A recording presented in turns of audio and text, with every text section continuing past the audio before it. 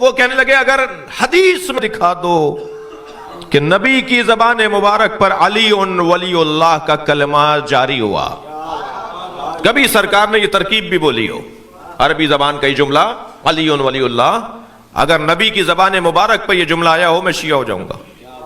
تو ہمارے ایک عالم دین نے جناب عبداللہ جروار صاحب نے، ابھی زندہ ہیں، بزرگ ہیں، انہوں نے روڑی میں مناظرہ قبول کیا، روڑی میں مناظرہ ہوا، اور اہل سنت کی کتاب ہے، بچے نام نوٹ کریں، فرائض السمتین، علامہ الجوینی کی کتاب، سینکڑوں سال پرانے سنی محدث، سنی عالم دین، ہمارے عزیز، ہمارے بھائیوں کے عالم دین۔ سنی ہمارے بھائی نہیں ہیں، سنی ہماری جان ہے۔ آیت اللہ سیستانی فرماتے ہیں سنیوں کو بھائی نہیں بولو، سنیوں کو اپنی جان بولو۔ صلوات پڑھ لیں ذرا محمد و آل محمد پر۔ اللہ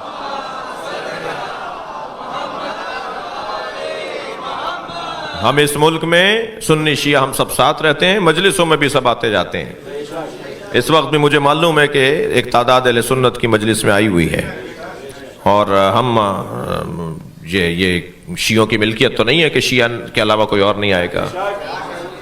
عزاداری امام حسین کی عزاداری شیعوں کی ملکیت نہیں ہے، امام حسین کی عزاداری شیعوں کی ملکیت نہیں ہے، شیعہ مالک نہیں ہے عزاداری کے، شیعہ امام حسین کی عزاداری کے نوکر ہیں، اور نوکروں کو اپنی اوقات میں رہنا چاہیے، مالک کے مہمانوں کا خیال کرنا چاہیے۔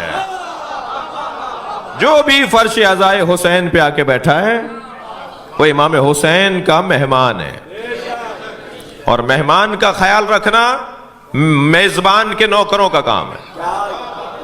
تو ہمارا کام ہے کوئی سنی آ کے بیٹھے اس کا زیادہ خیال کیجیے گا۔ ایک جوان ہے وہ تشیع کی طرف راغب ہو رہا ہے، سمجھ رہا ہے، پڑھ رہا ہے، نام بھی اس کا ابو ہریرہ ہے، جی وہ آتا ہے بابل میں، تم جانتے ہو۔ تو وہ کہنے لگا کہ میں پچھلے سال مشی میں گیا، مشی اور مشی یہ لفظ صحیح کیجئے، مشی لفظ ہے، صلوات پڑھیں ذرا محمد پر، اللہم صلی علی۔ تو وہ کہنے لگا کہ میں مشی میں اپنے شیعہ دوستوں کے ساتھ جا رہا تھا، تو ایک جگہ ایک شوارما تقسیم ہو رہا تھا، اور ایک لبنانی جو ہے وہ بانٹ رہا تھا تبرک، جگہ جگہ تبرک تقسیم ہو رہا ہوتا ہے، آپ گئے ہیں۔ تو کہنے لگا میرا دل کر رہا تھا یہ کھاؤں، مگر رش اتنا تھا کہ میرا مجال ہی نہیں تھی، کہ اور ہمیں آگے بھی بڑھنا تھا، ہمارا قافلہ، ہمارا گروپ آگے نکل جاتا۔ تو میں نے اپنے دوست سے کہا کہ کیا کروں، یہ تو مجھے نہیں مل سکے گا، یہاں تو بڑا رش ہے۔ تو کہنے لگا میرے دوست نے مجھے کہا کہ دور سے کھڑے ہو کے کہو انا سنی۔ پہلے تو اس نے کہا بھائی کیوں، مجھے کیا، کہنے نہیں کچھ نہیں ہوگا، تم کر کے دیکھو۔ کہنے لگا دور سے ہی اس نے آواز دے کر کہا، وہ کہتا ہے میں نے آواز دے کر کہا انا سنی۔ تو وہ جو لبنانی جو بانٹ رہا تھا تبرک، وہ کہنے لگا وہ اس تخت پہ کھڑا ہوتا ہے کسی چبوترے پہ، کسی بلند جگہ پہ، وہاں سے وہ اتر کر آیا اور کہا پہلے تمہیں دوں گا۔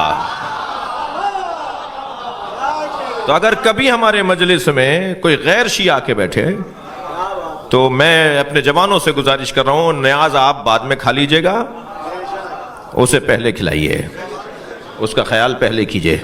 اچھا یہ کوئی کارنامہ نہیں ہے کہ خود بنائی خود کھا لی، کارنامہ تو یہ ہے کہ آپ انہیں کھلائیں جو نہیں کھاتے۔ پڑوس میں بھی بھیجیے، امام بارگاہ کی 4-6 گلیاں جتنی بھی ہیں نا، سارے امام بارگاہ کے پڑوسی ہیں، تو نیاز بھیجیے، اگر لوٹا دیں تو ناراض نہ ہو، دوبارہ بھیجیے گا، دوبارہ بھی لوٹا دیں تو ناراض نہ ہو، اس لیے کہ یہ آپ کا اور اس کا مسئلہ نہیں ہے، اس کا اور حسین کا مسئلہ ہے۔ مولا خوب جانتے ہیں کہ کیسے اپنے چاہنے والوں میں اضافہ کرنا ہے۔ مجھے تو نہیں لگتا کہ تیسری دفعہ سے زیادہ مسئلہ بنے گا، اب تیسری دفعہ ان کے یہاں سے نیاز آئے گی، ہم بھی نیاز کرتے ہیں۔ اتنی سی ٹیبلٹ میرے سر کا درد دور کر دیتی ہے، حسین کی نیاز اثر نہیں کرے گی، حسین کا شربت اور شبیل اثر نہیں کرے گا۔ ان ساری چیزوں کے اثرات ہیں، جو حلق سے اترتا ہے نا، پانی ہو یا شربت ہو یا لقمہ ہو، اس کے اثرات ہیں، اس کے اپنے اثرات ہیں۔ ویسے اللہ کا کام بڑا نرالا ہے، جو لوگ نیاز نظر کو نہیں مانتے، جو سبیلوں کو نہیں مانتے، جو کالے کپڑوں کو نہیں مانتے، جو قبروں پہ جانے کو نہیں مانتے، اللہ نے سب سے منوا لیا ہے۔ جو مزارات پہ جانے کو بدعت کہتے ہیں، وہ خانہ کعبہ کے ساتھ حتیم کا طواف بھی کرتے ہیں۔ وہ ناٹی سی دیوار، چھوٹی سی دیوار جہاں پر نالا گرتا ہے، حتیم، اس کا طواف بھی واجب ہے۔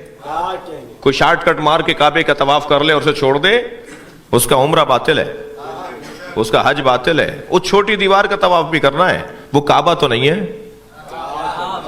وہ حضرت ہاجرہ اور حضرت اسماعیل کی قبر ہے. تم نہیں مانو, میں طواف کرواؤں گا.